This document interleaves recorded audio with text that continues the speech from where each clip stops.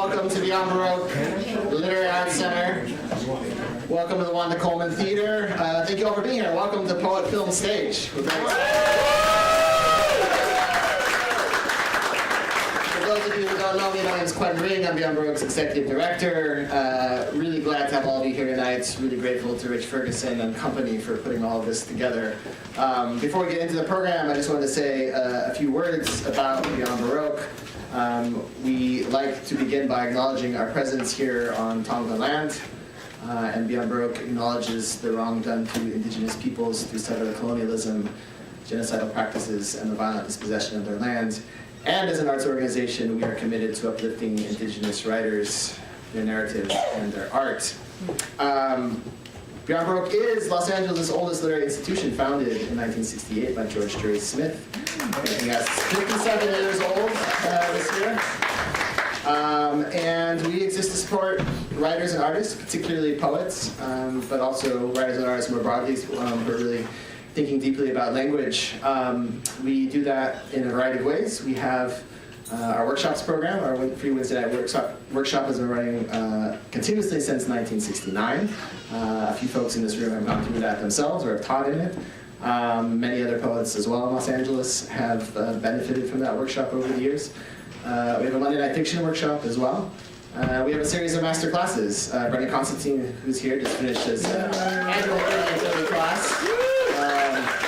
So we hold those, sometimes they're multi-week, sometimes they're one day, and sometimes they're craft workshops, sometimes they're generative, and et cetera, et cetera. We also have a reading and performance series right here in this theater. We have about 100 events a year, mostly readings, but also talks, conversations, film, multimedia presentations such as this one, all kinds of different things. We keep busy and we have a lot of fun. We do have a few programs coming up that I want to draw your attention to. Next Saturday, we are hosting a program with Viggo Mortensen, who is an alum of our workshops and programs and longtime friend of the space. He hasn't been here to read in a long time. I think the last time he was here, a bunch of women came dressed as hobbits, and he said, I'm not doing that again. But time has gone on, and he's back. He will be reading entirely in Spanish, and he's reading with Omar Pimienta and Margarita Pintado Burgos. So if you would like to come to that, please do. It's going to be a special evening. And then on May 17th, we're actually hosting a little bit of a fundraiser here in our Poets Garden. It's a wine tasting organized by our board president, Libet Resto. And we'll have Mariano Lazaro, Jim Cushing, Cynthia Briano, and Mimi Tempest all reading, and they're going to be paired. Their readings are going to be paired with wine, so you can find out what kind of poet they are, in their cab, or, I don't know. So do come to that. It is really, really, really essential that we have our community support right now. As I told a few of you in the audience before the program, just 3 hours ago, 4:45, something like that, in the afternoon, we got an email from the NEA saying our current grant had been terminated because it did not effectuate the policies of the current administration. So, come have some wine on May 17th.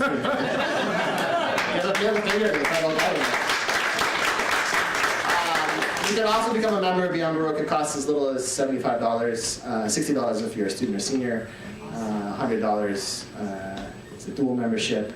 It gets you into our events for free, gets you discounts on our workshops and the bookstore, and it helps keep us alive at times like this, and support writers and poets.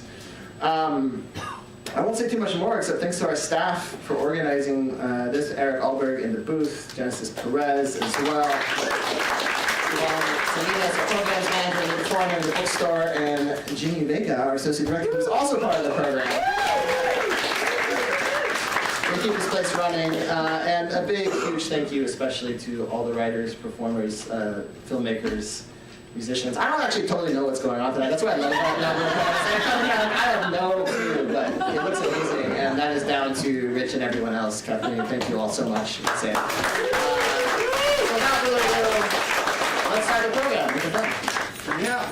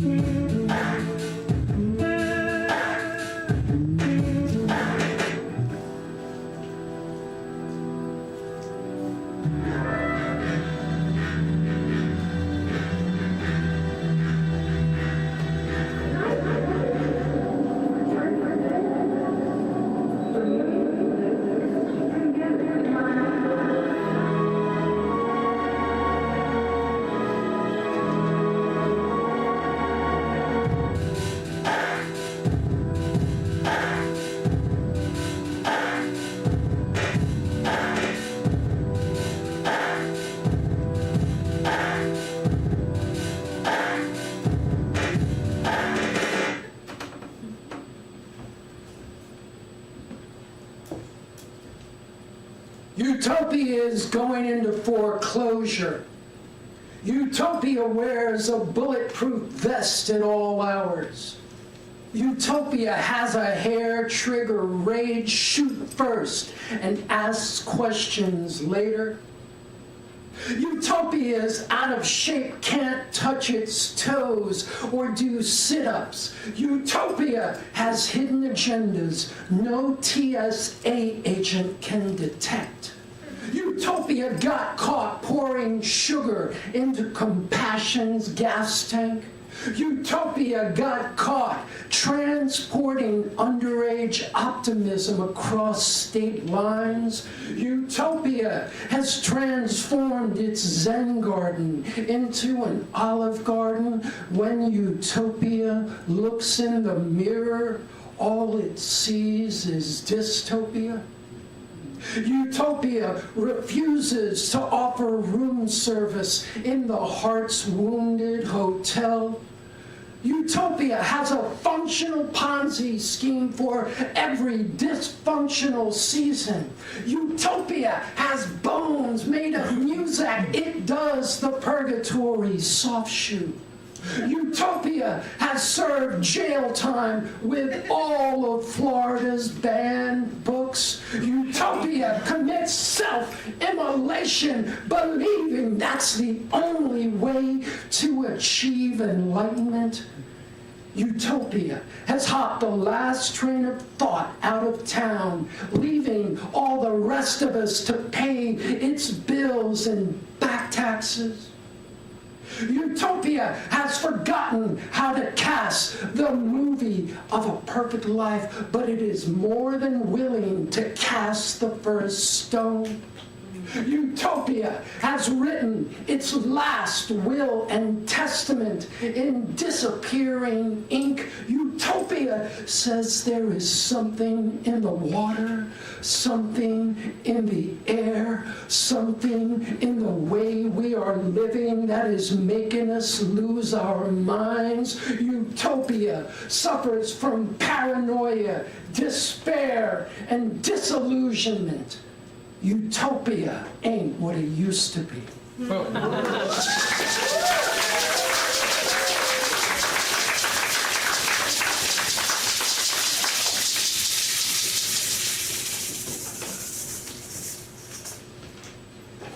It happens every single night. Telemarketing Juliets, calling from their ivy-covered balconies, calling for their star-crossed lovers, calling. Hello, is Mr. Romeo in? I'm sorry. Romeo went to go grab a burrito, Mercutio to cruise Whittier Boulevard, and Shakespeare to take some ethnic studies lessons. In other words, fucker, Romeo isn't in. My name is Romero. I am not Italian. Centuries-old Spanish blood coursing through these veins, though my parents are not from Spain. And despite the Southern Californian accent, louds words like, dude, sweet, and sick to tumble gracefully from these lips. I'm not a white guy. I'm a Mexican. My name is Romero. Romero like a brand of tortillas that escaped with Guerrero and Mission from the segregation of the ethnic food section into the main aisles of your local supermarket. My name is Romero. Romero like Archbishop Oscar Romero, zombie filmmaker George A. Romero, actor Caesar Romero. Yes, before Jack Nicholson, before Heath Ledger, a brown man played the Joker. They dressed him up in purple suit, green wig, and white face, though he would not shave. His trademark, suave and sexy Latin mustache, no. He was a Romero. I am a Romero. My parents had dark hair and dark eyes. When I was 7, my brother lied. Told me that my father was the mailman. How could you be the son of our parents with your blue eyes and white skin? Well, brother, fucker. Jerry Springer, a Mallory, the DNA results are in. I am a Romero, and I know what some of you are thinking, that I'm just another white guy trying to prove he's Latino, or just another Mexican, chest beating his chest, beating whatever reputation he has left in the process, trying to convince you that his family, his country, his nationality are better than you.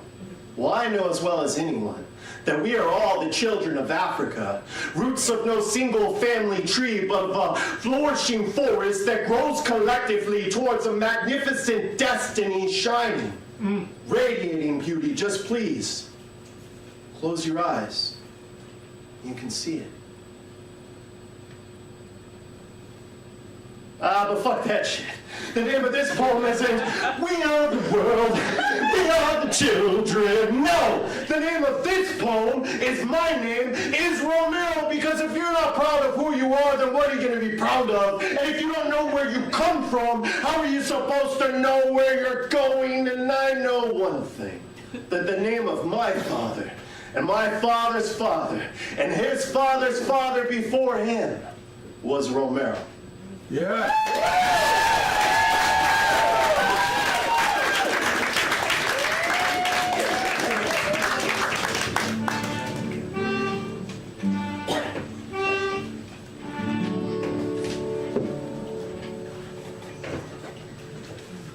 A touch of evil. If you want a happy ending, that depends, of course, on where you stop your story. Orson Welles. Why pretend its wicked fingertip hadn't already found me that summer I was 12 and friendless between schools? Lost in my awkward body and psyche, a war of worlds waged by gland and raging corpuscles running dialogue between my legs and brain's jejune tragedies. And why not join the community theater? Young talent aspiring to be seen, wannabes signed on as juvenile background for the ersatz San Juan Hill street scenes of Westside Story, even though, like the famous opening tracking shot in Orson Welles' late noir gem that goes on and on without edit, from the close-up of a ticking bomb tucked into the trunk of a 56 Chrysler convertible to the moment 3 minutes later when the newlyweds kiss and the car goes up in flames just beyond a border checkpoint. Even though that was filmed in Venice, California, near the beach, and not in a Mexican town called Los Robles, out of which Chuck Heston emerges with faux black mustache, metal badge, bad accent, and last name Vargas. It's all a matter of illusion and suppression of people dying to be in America. And I, too, am an imposter from the west side of Los Angeles.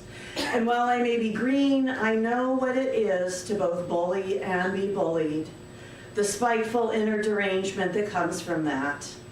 So I figure I'll spend the summer where no one knows me and try to find a self while ogling grown-up actors who keep falling in and out of love and in and out of bed with each other, from what I can gather at my invisible edge of the commissary cart and overheated wings of Barnum Hall, where the hopeful neophytes gather to swoon and hiss at each other like bust-open fire hydrants in a mid-city heat wave.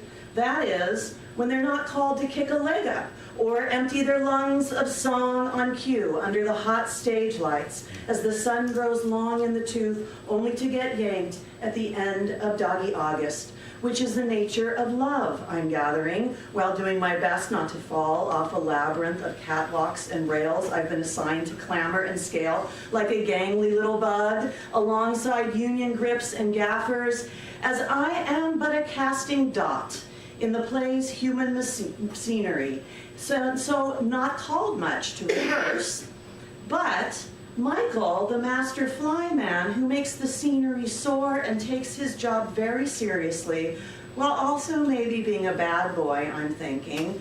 I'm not sure, but all those guys have tons of tats and pull up to the parking lot mornings a little worse for wear, red eyes, leathers, and Harleys, and no one will dispute the theater is a dangerous place with its web of intricate beams and the wizard dome overhead, but out of sight where the magic strings get pulled, where suddenly the backdrop of a high school dance turns dress shop interior, or vertiginous maze of windows, bricks, and fire escapes, thanks to the perfectly balanced system of ropes, C-clamps, and pygmy weights, the dangling lanterns that weigh 50 pounds and will take your head off if they fall on you.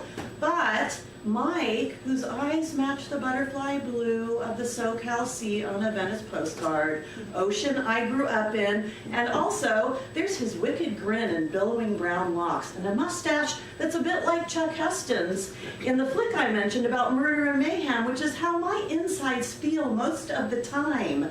And maybe Mike senses this and knows what I need is some controlled burn, so to speak, a taste of managed danger, so I can better relate to the ticking clock inside, so it doesn't detonate all at once, or until I say, because I'm controlling this shot, and I'm the director of me, and I can stretch this out and continue to show up every day in my cheap, ill-fitting bell-bottoms and dumb floral tees from JCPenney's, ready to climb higher and higher, and one-handed even. Yes, I am clutching each rung for dear life under my sweaty, pubescent armpits because they've tasked me with ferrying sustenance to the gaffers in the gallery, caddies of coffee and donuts from Winchell's, all the way up through the ropes and cables, the battens and pipes, the mid-travelers and fire curtain, up through the hellish swelter and moats that make me sneeze, and I have to stop and catch my breath sometimes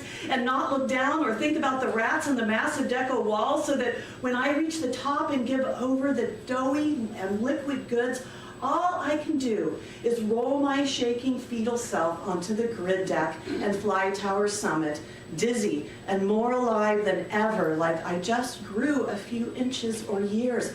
And Mike has that look of the devil about him. I mean, if my parents could see me, they'd have him arrested for child endangerment, I'm pretty sure. But I don't care, because I've let that girl go. Dropped her down to doll, to dust, to ant on the boards 100 feet below, and I'm gasping a little when I hand Mike his styrofoam of brew and sticky maple twist, and when he peels the plastic white lid away and peers across the steam, sipping, his blue eyes slice through me, and I know I've done something holy. I could be in heaven. And then his head ticks to one side like a timer, and his smile clicks into place, and the silence around us explodes when he says, "You made it, kid. And look at that. Coffee's not just hot, it's on fire."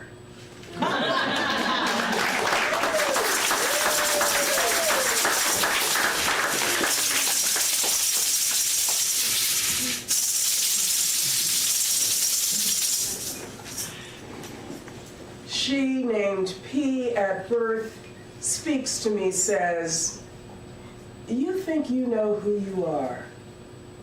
You do not. You think everything's great in your gravy train life, your feet up on the tabaret, sipping fingers of Pernod and blowing smoky O's of Gauloise like you were born to it. You were not. You were born at County Gen, the random upshot of a collision between an urgent virgin, a married man, and the backseat of a Studebaker, though everyone knows there was no joy the night you got made. You came into this world on cotton rough from 10,000 washings. The doc showed up late, then spilled a little Maxwell House on the sheets. The nurses yawned. Mama cried for you for 16 hours before her water broke, and she's been in labor for you all her life. But no one came. No one came to see, so in time, Mama just gave you away. Of course, you don't remember that, just like you don't remember me. Me, who never got the pretty dresses, never got the vacations at the beach, never sat down with the family to eat lamb and mint jelly on a sunny Easter day. No, you don't remember me. It's as though you were born to the manor, born to speak lousy French and read Edwardian novels in a hothouse, to gad about at high-toned schools, to raise your finger just so the ruby shines. But you don't know who you really are, Miss Don't Remind Me, Miss Given Away 4 times until you were taken for good. Well, you got me in your blood, and my blood in your veins, and you ain't no fancy dancer, you ain't no pearls and piety, you ain't no seashell by the seashore, and you sure ain't no evening out at Lincoln Center. You got me in your veins, got my chipped white fence, my regular job, my $39 a night room in Vegas, and this name that ain't gonna be at the end of any poem. But don't worry, my sister, my slip of a pen, I'll never let you forget.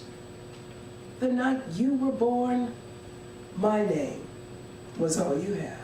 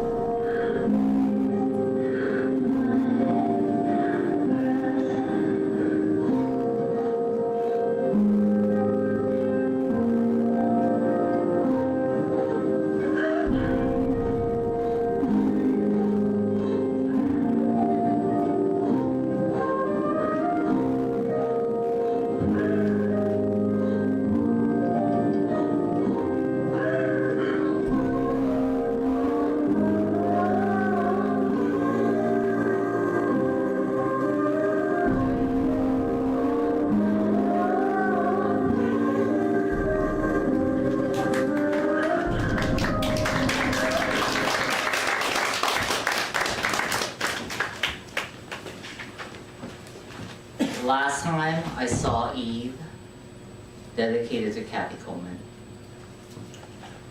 When I opened the laundry room door, smoke trundled out. My mom emerged from behind the gauzy thickness for a moment, indomitable as Betty Davis, presiding godlike over all her silver screen eggs. As the smoke faded, she said, "Dad must have lit one before he left for work." Even then, I knew my dad, who smoked in public, would not have gone through the trouble to hide in the laundry room for a single cigarette. That such layers of smoke couldn't have been cast in vocational habit, no. Such thick exhales were fabricated with thought, cocooning her from the paring knife, the cleaving knife, the carve of the bone still brewing in the pot. Always noises in the pot.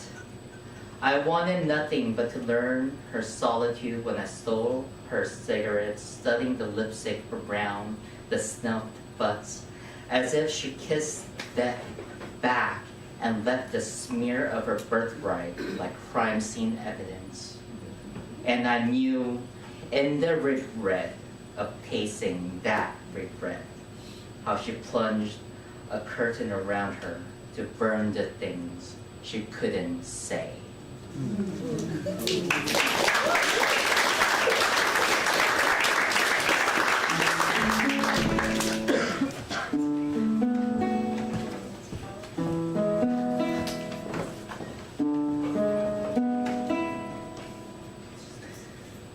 Heard at Mom's funeral while wearing a green dress.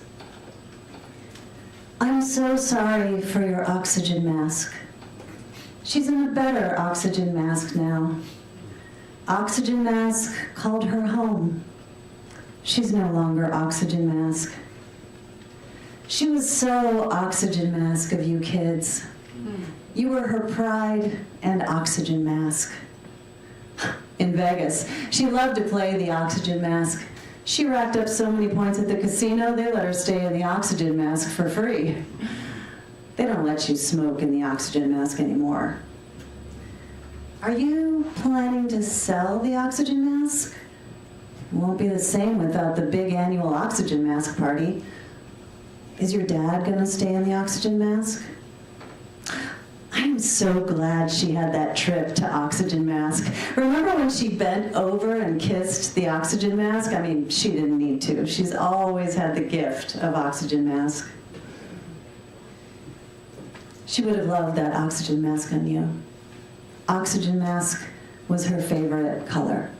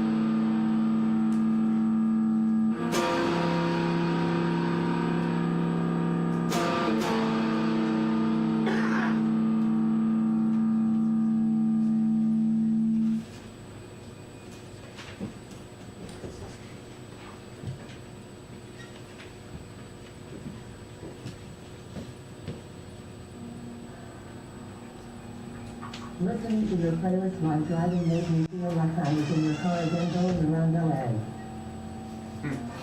Don't what? It's what you. Yeah, I know, no, that girl, and this and that, now believe me, and me, as well, so that British innocent. Listening to your playlist while driving made me feel like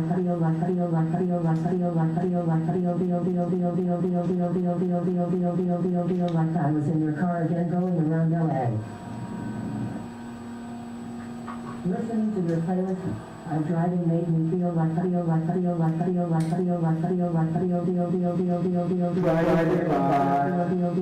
was in your car again For no reason at all. listening to I always feel the letter under the back pocket of my eyelids. I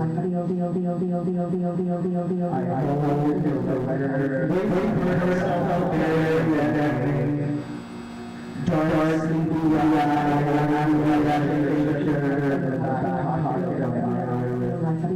I miss the colors, I always feel the letter, I miss the colors, highways, night party, I'm looking for the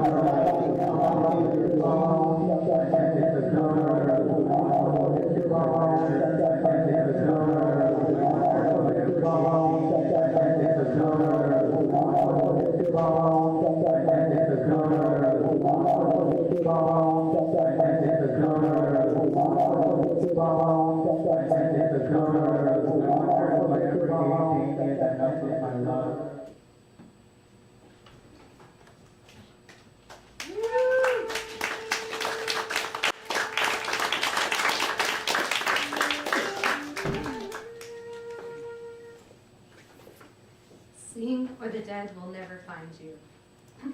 You are an opera singer. Don't doubt when tone and pitch gather in your body, you become pollination.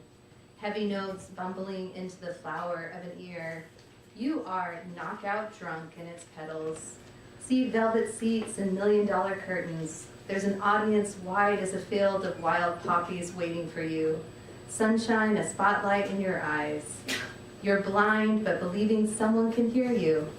Here are nightingales and roosters, a choir that yaws like city traffic.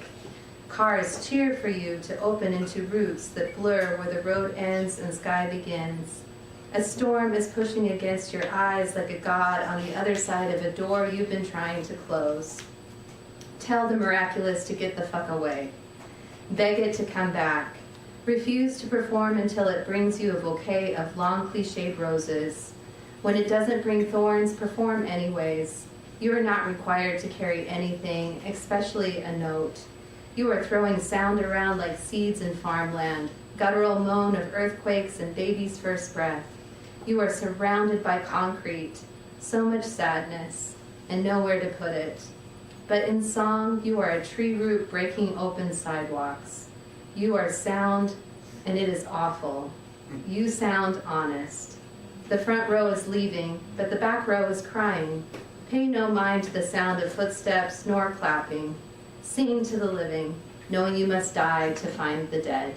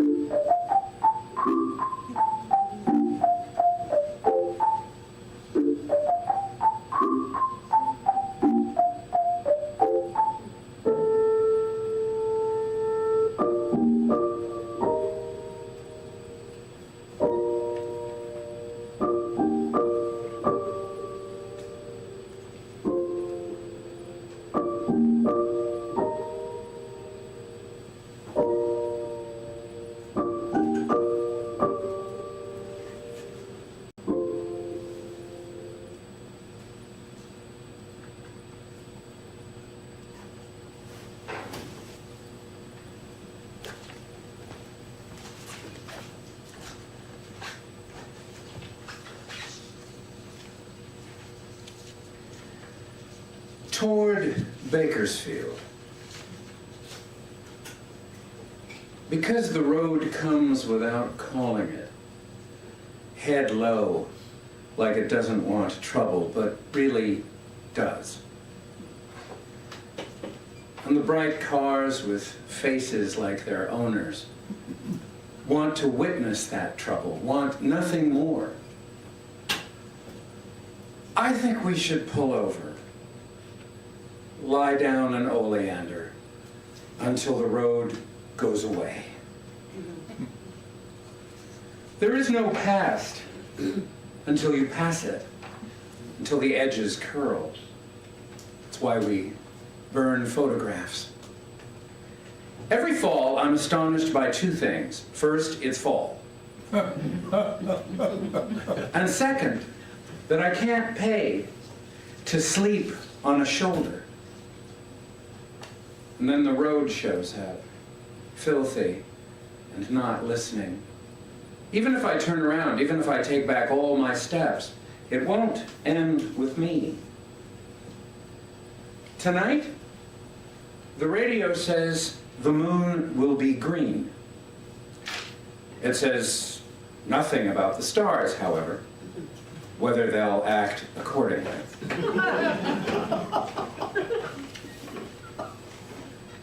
I've never said this, so I know what I'm talking about. All roads begin by boiling in cauldrons. Someone has to pour them out, cool them down. Someone always does, which means there's nowhere it won't find us.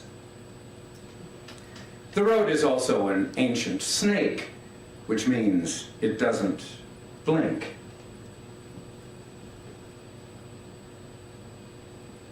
I swear, I used to have night memorized. I could drive with lights off and navigate by whatever song was next. Well, that's a thing you lose with age, like color.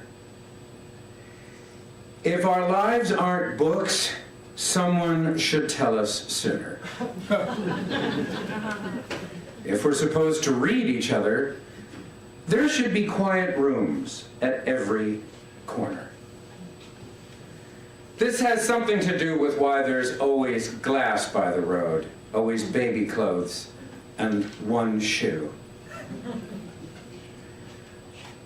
You know who death doesn't care about? The dead. You know what's hotter than the road? The moon. Trouble loves a road. That's the second thing nobody tells you. Also, a flower is a musical instrument. The stem is where you put your fingers, the petals, your mouth. Do you still want to go anywhere? Do you still think turning a wheel will help? The horizon doesn't want to be reached or remembered. Come under the pink and white blooms of the highway with me. The dark will make room for us.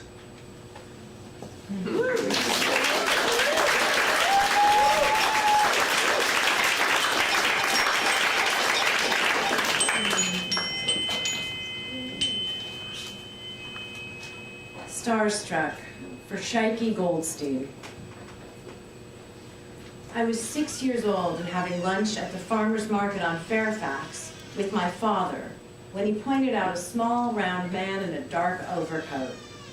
He was wearing a tilted gray fedora, sitting on a bench, drinking coffee and smoking a cigar.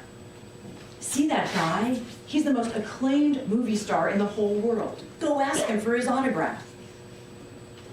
Edward G. Robinson was perched in the vicinity of Dupar's. He looked like many of the other older actors who congregated there, only he was by himself, with that faraway look in his eyes and a hard shell around him to ward off looky-loos. I had no idea who he was, felt embarrassed and shy about approaching him, But my father persisted, wouldn't take no for an answer. "Excuse me, Mr. Robinson, may I have your autograph?" I asked. "Why, sure, young lady, and who shall I make this out to?" he inquired, scanning the area for someone much closer to his age who surely would have recognized him and wanted his valuable signature. He found my father leaning against the wall of Dupar's, trying to act nonchalant. He locked eyes with him, shook his head, and grimaced. Then he smiled at me, tore off a piece of paper from his placemat and wrote, "For Susie, with every good wish, Edward G. Robinson." On the drive back home to the valley, my father's voice was trembling with glee and wonder. "Put that away, somewhere safe. It's worth thousands of dollars. He's Jewish, you know. From Romania, like your grandparents. His real name is Emanuel Goldenberg, but those in the know call him Manny." I lost the autograph, but when I married Chris, we would watch Edward G. Robinson movies at home together on the VHS, and I would wish my father had been alive so I could tell him that his favorite actor became the one I most admired. I wish I could tell him that I have never witnessed a more captivating presence on screen, that there wouldn't be a Brando, a Nicholson, a De Niro, or a Pacino without him. And every time I go to the farmer's market, I look over at that table and can still spot Manny, huddled in his own world, not wanting to be seen. He's been gone since 1973, but he is always there. And I can feel my father, who is also absent and yet ever present. He's been gone since 1995, but his dignity and strength remain a blanket of protection, his sense of invisible magic, something I forever will be seeking.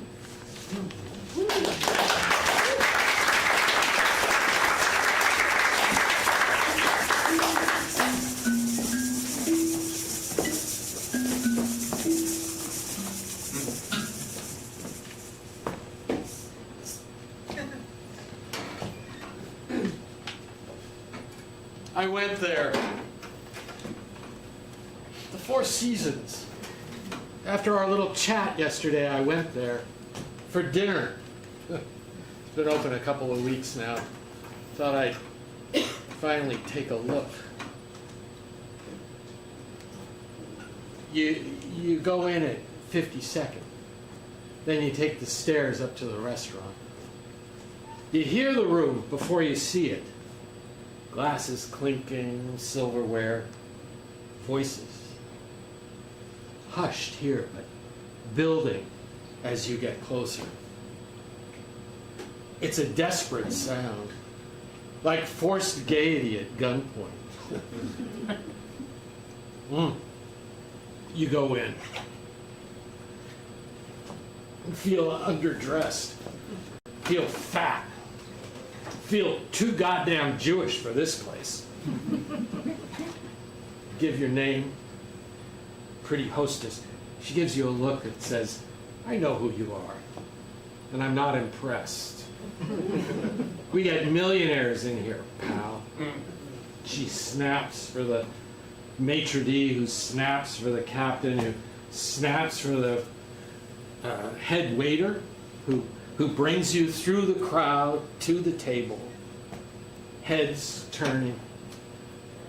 Everyone is looking at everyone else all the time, like predators. Who are you? What are you worth? Do I need to fear you? Do I need to acquire you? Wine guy comes, speaks French. You don't understand. He doesn't care. You embarrass yourself ordering something expensive to impress the wine guy. He goes unimpressed. And then you can't help it. You start to hear what people are saying all around you. which is the worst of all. The voices. It's the chattering of monkeys and the barking of jackals. It's not human. And everyone is clever. And everyone is laughing. And no one looks at anything. No one thinks about anything. All they do is chatter and bark and eat. And the knives and the forks, they click and clack. And the words cut. And the teeth snap and snarl. And in that place, there, will my paintings live forever? For all time?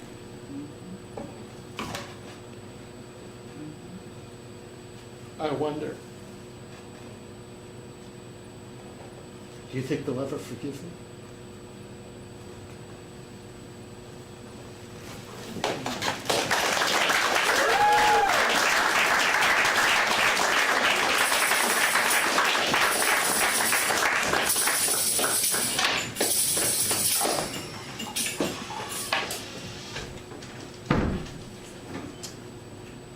The Invisible Man. Can I read you some poems I just wrote? It's late, but sure, go ahead. He begins to read one of them to me over the phone. A few lines into it, he stops. I don't like this anymore. Then don't read it. All right, I'll read this one then. He does, twice. I listen. Not bad. He then reads a third, not too long, and again, full of surreal reference, yet grounded somehow in a sheer reality. I had to call you. I just started writing again. I've been feeling weird things. I was John Lennon for a while. I was visible for a couple of months, but Winona Ryder got me through it. How so? She is all over my walls, so now I'm invisible again, and no one can see me. I heard you were a bowling shirt. Is this true? Well, actually, I see myself as more of the head pin. Can I be your bowling shirt then for a while? Well, as long as I can be your monogram. Good. I've been writing. I wasn't writing for quite a long time because I wasn't invisible. How's your mother, the writer? She's smoking herself to death in the hospital. She and I are having a smoking contest. So, what have you been doing with yourself besides smoking and writing? Well, I've been singing 16 hours a day. Oh, I see. Then you really have been pretty visible. How are things with your wife? How's she dealing with all of this? Well, she would rather I was invisible. Well, understandable. If you've been singing for 16 hours a day, she'd rather have you at home. You have been living on another planet. Yes, I was. I have 2 other people living inside of me who are going along for the ride. I take them with me wherever I go. Who are they? Well, you don't want to know. Actually, if you know Shakespeare, you already know. Iago is one of them? Yes, exactly. What was it that Ginsberg said? I all go, they all go? I went to jail. I did a Pentecostal snake dance. Anybody fuck with you? No, they just let me alone. Well, I would imagine so if you were doing a Pentecostal snake dance. I would like to see you. We haven't spent any time together in a long time. Yeah, I was going to call you. You've been on my mind. I could sense that you have not been invisible lately. Yeah, it's been kind of rough. All right, man, well, call me, but not too late. We'll hang out. Tell your wife I said hello. Good to hear that you are invisible again. Thanks, man. Yeah, I'll call. I am your bowling shirt, okay? I am the head pin. Writers are a strange bunch of bananas, and the only group that I have ever been comfortable enough with to be seen. I relate. I'm one of them. Me and the 2 other people that I have living inside of me wherever we go.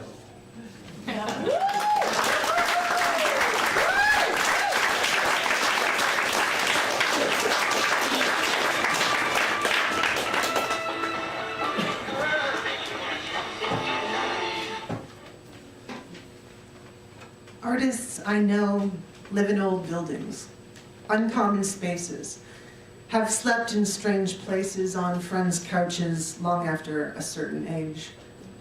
They make friends with pigeons, carry studios around with them in bags, spending time in coffee shops where there is heat. Artists I know wear tight shoes for their own opening when they are young and full of potential, friends at the cheese table grinning, this is really living the dream. Artists I know have picked groceries from dumpsters, swiped paper from posters, exchanging collage with a friend. Jealous and ambitious, working morning hours, waking before the sun. They preach on city corners, run madly in midnight hours, tell you stories that will make your heart burst. Artists I know drum songs with chopsticks, improvise in kitchens, on subways, in parks. Those who have grown old know fool's gold, making a life that has no hero, unless bird and tree be hero, making mentor of a rising sun. Artists I know stop, say hello, text, message, photograph, ignore. They never go anywhere, never see anyone, never tell you jack shit about how they feel until they are on stage. Playing a part, instrument, showing up in their own photographs, scribbled drawing, first film, sending postcards to each other and to family for a while, but then that stops because some family never say thank you for your art. Artists I know have fallen down crying themselves to sleep, lonely, alone, wondering why some people have all the luck and other people have good parents and other people don't. Artists with no arms, no legs, who have painted landscapes, boats, waves, others who carry their life on their backs, moving from one place to another when rent gets too high again. Teaching other artists to dance by lifting their arms, never saying that is wrong or do it this way, but rather do it again and again. Do you love it? Do what you love. I know artists who hate what they do for a while, for a time, and then fall in love again in that moment when falling in love is possible, when mind finds a bridge. I know artists who burn bridges, slam doors, quit jobs, get fired, break chairs, get married, carry divorce, have children, and leave their spouse when death brings change.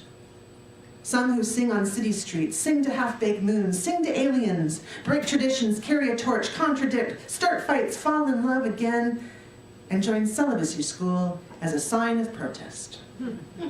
Artists who wash cars on street corners, have day jobs, and still believe. I know artists who sleep under moon's uncertainty, wake up in storms, and start again. Woo!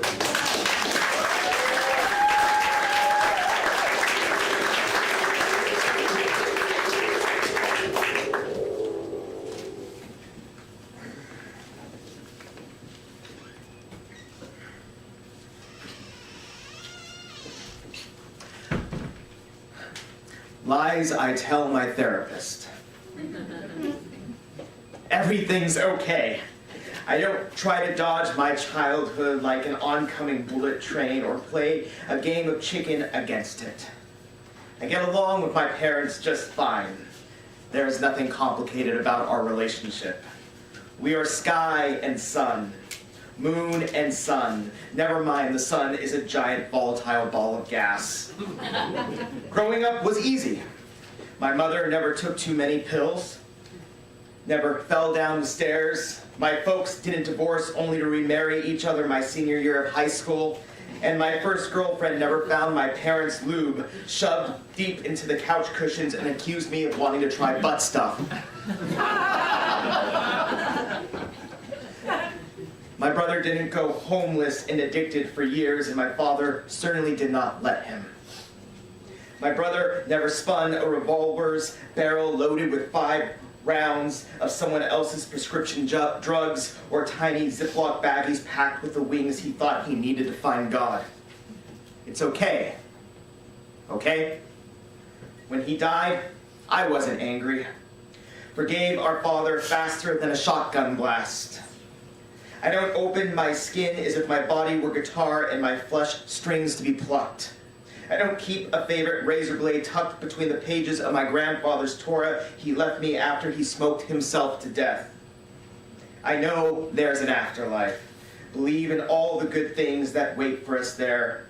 I don't dream of dying, veering off the side of some road, or dream of not studying for a test, or being on stage, having never attended rehearsal, or falling, or nudity, or falling while nude.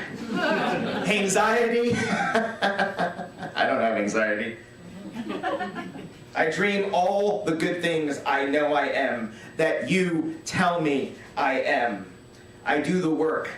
Exercise gratitude like learning a new language to some place I cannot afford to visit just yet, because I am definitely not still in debt. I don't owe anyone the shame I hoard under my mattress. I've never cheated on myself with guillotine lovers, haven't lost my head to the whoosh of terrible decisions. I absolutely do not toss back more whiskey than I should every night, like I'm practicing a sword-swallowing act for a sold-out crowd of exit signs. Really, I'm okay. I'm okay. I'm...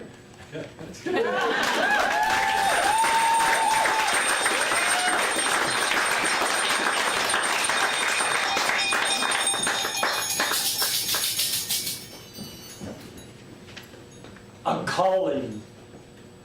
I am my own shield. It's what I have. A willingness to study. A devotion to night's calling. Memories of acting in good films. A lifelong devotion to the study of acting, movies, poetry. A lifetime of acting in movies and composing poesy. I am the shield of rambling voices, of men and women alone among others, wanting attention. I am the shield of two geese flying alone, away from the flock. I am the shield of numbness, of receiving love greater than ever imagined. I am the shield of nothingness, of love within, whole but broken. I put my shield down. Husks. And there you can find him, in the chapel, walking to the pavilion. And there he sits and prays, and he stares at the old valley oak. And there he sits on the wooden bench. And there he reads from the Prelude by Wordsworth out loud. And the path between two loves. And there you can find him listening to Paul Desmond. And there yellow leaves cover boundaries of grass and sidewalk. And there he walked with love. And there he sits by a pool. And there he was always walking. And there among deaths. And there you can find him, looking for what he never had. He was captured by the oak's durability. And where he stood, love was once.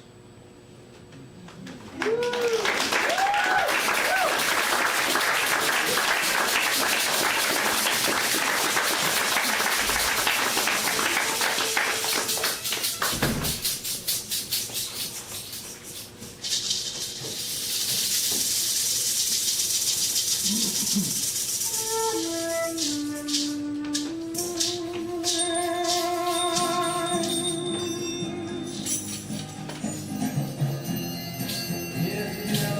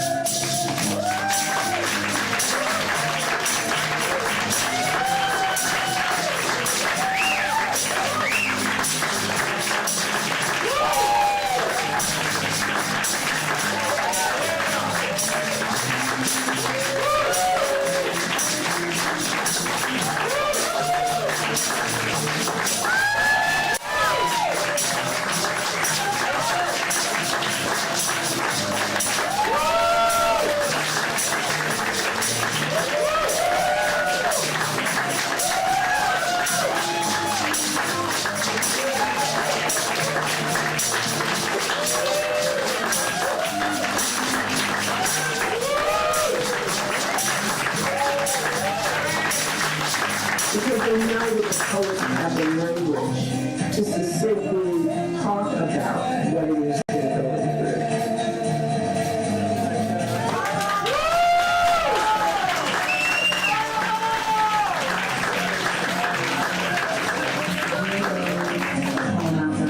Sharing it with other people in a room, there's a kind of heartbeat to it. What is it like my tribe of artists together and we perform it as like a theater piece? It comes to life.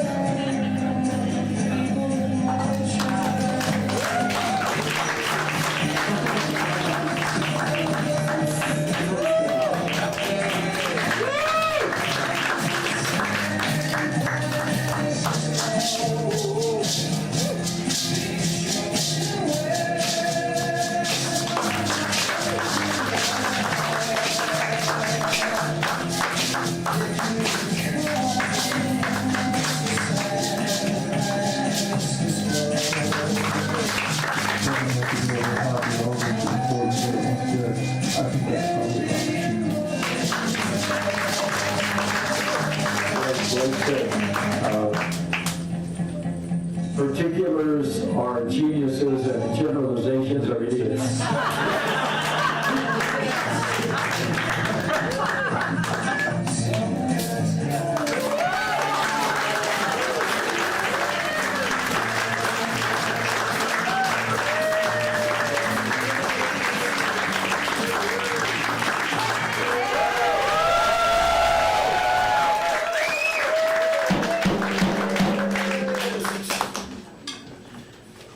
Thanks for coming out.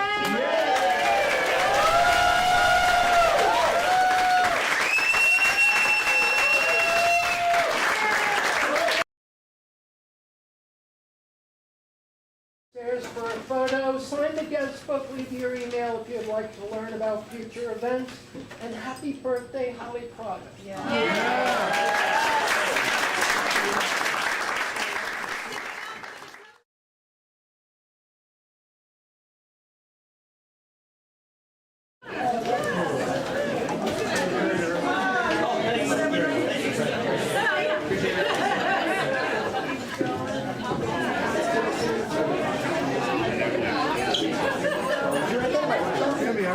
Oh, I did. It was and by the way, that was actually